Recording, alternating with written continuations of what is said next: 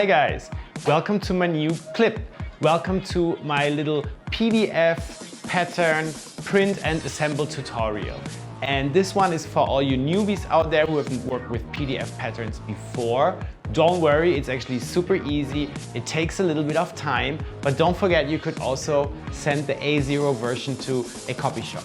But today we want to do the print at home, so I will print the pattern now and then I will cut the margin and stick them together, and I will also show you another way where I'm not cutting the margin off, but I'm actually just folding it in. Please like and subscribe, leave me a comment if you want, and yeah, let's go.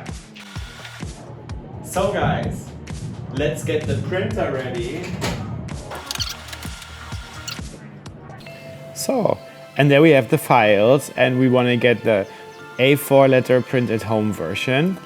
And you can see there's also the test square on the first page. And now let's open the printing menu. I'm on Apple Mac here and I can't help you with PC, sorry.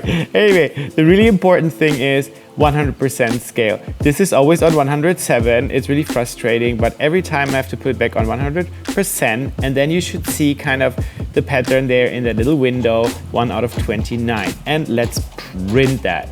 And check the first page. There's the also a box around it, and each of these pattern tiles should be 18 by 24 centimeters. I don't know how many inches that is, but I can look it up. Anyway, it takes quite a while, so yeah, print. Yay, so everything's been printed, and now I can bring this over and I will trim off the top and the left side of each sheet. So let's do that together, guys. Come on. There's actually a little plan on one of the sheets. And let's start now with cutting the margins off. So I want to cut the top off first and then the left side, and do that with basically all of them. And this is A1, so this is the first one. There's also the little check square, test square on it.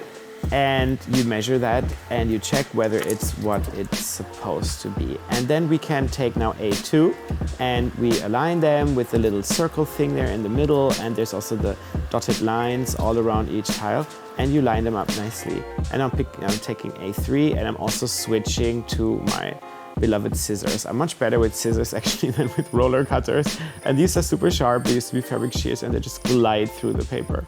So now I'm finishing the A row up there, the first row, and I'm running out of space too, so I got rid of that very tacky cutting mat. I actually don't like cutting paper with it because it's very tacky and you can't move the sheets. So now I've just removed it, and I have my big table, and I'm working now on the B row and now already on the C row. And that's already the body's front, back, and the sleeve and the little strap, and the rest is just the skirt. And here I'm actually folding the margin in. So I fold the top and I fold the left, and then I stick them together with tape. And now I'm cutting them all out, cutting out the biggest size so I can still choose kind of if I want to go smaller. And then I also want to flip them around and check if there's some kind of corner sticking out. So the pattern pieces are nice and kind of secure, and I can work with them. Yeah, I hope you enjoyed this, guys.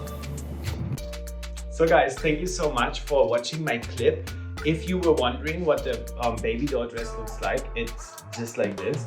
And this is a short, cozy coat, bomber hack.